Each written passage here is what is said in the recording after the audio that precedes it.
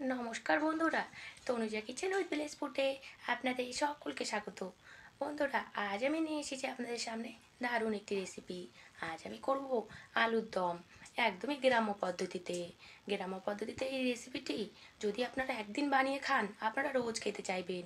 আর মাছ মাংস ফেলে তো এই রেসিপিটিই চাইবেন, এতটা সুস্বাদু হয় খেতে। আজ আমি ছোট আলুর দম করে দেখাবো। ছোট গুঁড়ো আলুটা যা আছে সেটা দিয়ে আজকে আমি আলুর দম রেসিপি করে দেখাবো। আর গ্রামের এই রান্নাবান্নাগুলো খেতে কিন্তু সত্যি দারুণ সুস্বাদু। রেসিপিটি কীভাবে বানাচ্ছি সেটা দেখে নেন। রেসিপিটি করার জন্য সবার প্রথমে লাগবে ছোট আলু। এই ছোট আলুগুলোকে নিয়ে নিয়েছি। এগুলোকে সবার প্রথমে আমি ভালো করে ধুয়ে নিয়েছি। এরপর এগুলোকে জল দিয়ে ভালো করে সেদ্ধ করে নেব। দেখুন এখানে গুঁড়ো আলু যে হয় সেটা নিয়েছি। এবার আমি একটা কড়াই নিয়ে নিলাম, এর মধ্যে আলুটা দিচ্ছি। এবার এর মধ্যে জল দিয়ে আলুটাকে ভালো করে সেদ্ধ করে নেব।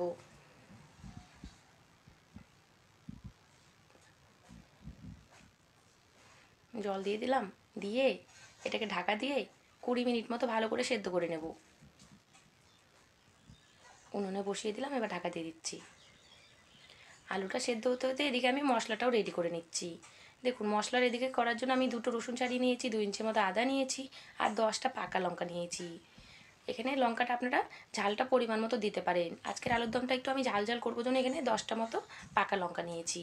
দিয়ে দিলাম 1 টেবিল চামচ মতো গোটা জিরে, আর 1 টেবিল চামচ মতো গোটা ধনে। এগুলোকে দিয়ে একসাথে ভালো করে একটা পেস্ট করে নেব মশলা।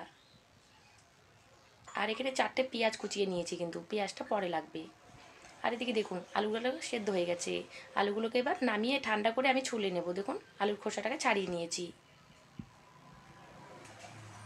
আর এদিকে মশলাটাও তো রেডি করে নিয়েছি, হয়ে গেছে। পেঁয়াজও কুচিয়ে নিয়েছি। এবার আমি রান্নাটা বসিয়ে দিচ্ছি। কড়াইয়ের মধ্যে দিয়ে দিলাম 100 গ্রাম মতো সরষের তেল। এর মধ্যে তেজপাতা, শুকনো লঙ্কা, গোটা জিরে ফোড়ন দিয়ে দিলাম। দিয়ে এটাকে একটু ভাজা ভাজা করে নিয়ে দিয়ে দিচ্ছি কুচনো পেঁয়াজ। 4টে পেঁয়াজ আমি কুচিয়ে নিয়েছি। এটাকে একটু হালকা করে 2 মিনিট মতো ভেজে নিচ্ছি। এরপর দিয়ে দিচ্ছি স্বাদ মতো নুন, 1 টেবিল চামচ মতো হলুদ গুঁড়ো, আর 1 টেবিল চামচ মতো লাল লঙ্কার গুঁড়ো। দিয়ে পেঁয়াজটাকে একসাথে ভালো করে ভাজা ভাজা করছি।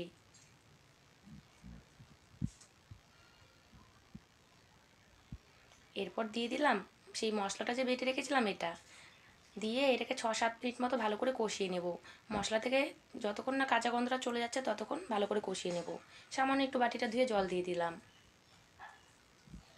এবার আমি মশলাটাকে ভালো করে কষিয়ে নিচ্ছি।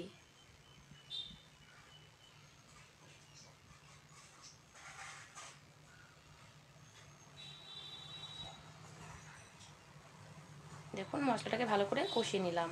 আর সাইড দিয়ে কিন্তু এখন তেল উঠে উঠে আসছে, দেখে বোঝাই যাচ্ছে মশলাটা ভালো কষানো হয়ে গেছে।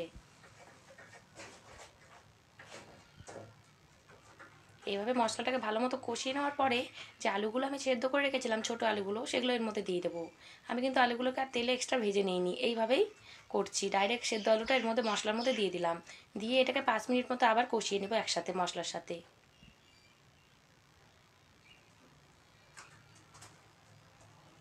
গ্রামগঞ্জে কিন্তু বেশিরভাগ বাড়িতেই এইভাবে আলুর দম রান্না করা হয়। খেতে কিন্তু দারুণ সুস্বাদু হয়। এর মধ্যে কিন্তু কোনো রকম টক দই বা কোনো রকম আরও এক্সট্রা মশলা দিচ্ছিই না। ঘরোয়া যেগুলো মশলা হয় সেগুলো দিয়ে আজকে এই আলুর দমটা করে দেখাচ্ছি। তবুও কিন্তু এর স্বাদ দুর্দান্ত হয় খেতে। দেখুন এটাকে আরও 5 মিনিট মতো ভালো করে কষিয়ে নিলাম। কষিয়ে নিয়ে এরপরে এর মধ্যে জল দেবো। কষানো হয়ে গেছে, এবার এর মধ্যে পুরো 1 লিটার মতো জল দিয়ে দিচ্ছি। যেহেতু 2 কেজি মতো আলু আছে তাহলে 1 লিটার জল লেগেই যাবে। আর বেশি একটা কিন্তু ঝোল করবো না, হালকা গ্রেভি গ্রেভি রাখবো। এবার এটাকে 15 মিনিট মতো ভালো করে জাল দিচ্ছি। আর রান্নাটা তাহলেই হয়ে যাবে। একটু ঢাকা দিয়ে দিচ্ছি। দেখুন ঝোলটা ফুটে উঠেছে, ঢাকনাটা তুলে দেখছি আর একটু নেড়েও দিচ্ছি। এরকম কিন্তু একটু পরপর ঢাকনাটা তুলে নেড়ে চেড়ে দিতে হবে, নাহলে কিন্তু নিচে লেগে যেতে পারে। এবার দেখুন উপর দিয়ে 1 টেবিল চামচ মতো গরম মশলা গুঁড়ো ছড়িয়ে দিলাম। দিয়ে এবার নেড়ে চেড়ে দিচ্ছি। ঝোলটাকে একটু হালকা টেনে নিলে তারপরে নামিয়ে নেব। খুব একটা বেশি যে শুকনো শুকনো করবো তাও কিন্তু নয়, একটু হালকা গ্রেভি গ্রেভি রাখবো, যাতে ভাত রুটি পরাটা সব কিছুর সাথে আপনারা খেতে পারেন সেরকম করেই দেখাবো। দেখুন আর এরকম হালকা গ্রেভি থাকতে নামিয়ে দিতে হয়, কারণ আলু জিনিস এটা হলো ঠান্ডা হলে কিন্তু অনেকটা ঝোলটা টেনে নেয়। তার জন্য কিন্তু হালকা এরকম গ্রেভি ঝোল থাকতেই নামিয়ে দিতে হবে। আপনাদেরকে দেখিয়ে দিচ্ছি কীরকম থাকতে নামাবেন।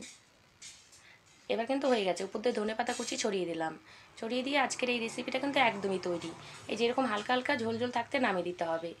এটা ঠান্ডা হলে কিন্তু একদমই ঝোলটা পুরো টেনে নেবে, একদম শুকনো শুকনো হয়ে যাবে। আর এই রেসিপিটা দিয়ে আপনারা ভাত, রুটি, লুচি, পরাঠা সব কিছুর সাথে খেতে পারবেন। দুর্দান্ত টেস্টি হয় সব কিছুর সাথেই। বানানো তো কত সোজা, খেতে দারুণ সুস্বাদু।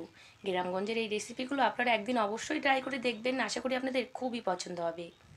কারণ দেখুন আজকে কিন্তু এই আলুর দমের মধ্যে আমি বেশি কোনো রকম মশলাই দিইনি, যেগুলো ঘরোয়া মশলা থাকে সেগুলোই দিয়েছি। এবার কড়াই থেকে নামিয়ে নেব, হয়ে গেছে।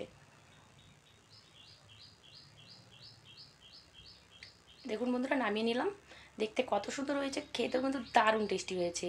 বন্ধুরা, আজকের রেসিপিটা আপনাদের কেমন লাগলো? ভালো লেগে থাকলে এই ভিডিওটাতে একটা লাইক করবেন, কমেন্ট করবেন, আমার চ্যানেলটিতে কিন্তু অবশ্যই সাবস্ক্রাইব করবেন। আর এরকম গ্রাম্য পদ্ধতিতে আপনারাও একদিন আলুর দম বানিয়ে অবশ্যই খেয়ে দেখবেন, আশা করি আপনাদের খুবই পছন্দ হবে। বন্ধুরা, আজ আমি আসছি, আবার আপনাদের সাথে দেখা হবে নেক্সট ভিডিওতে। আপনারা সকলেই ভালো থাকবেন, সুস্থ থাকবেন। দেখুন সার্ভ করে দেখাচ্ছি কত সুন্দর লাগছে, খেতেও কিন্তু দারুণ টেস্টি। যেমন দেখতে সুন্দর তেমনই সুস্বাদু। ধন্যবাদ বন্ধুরা।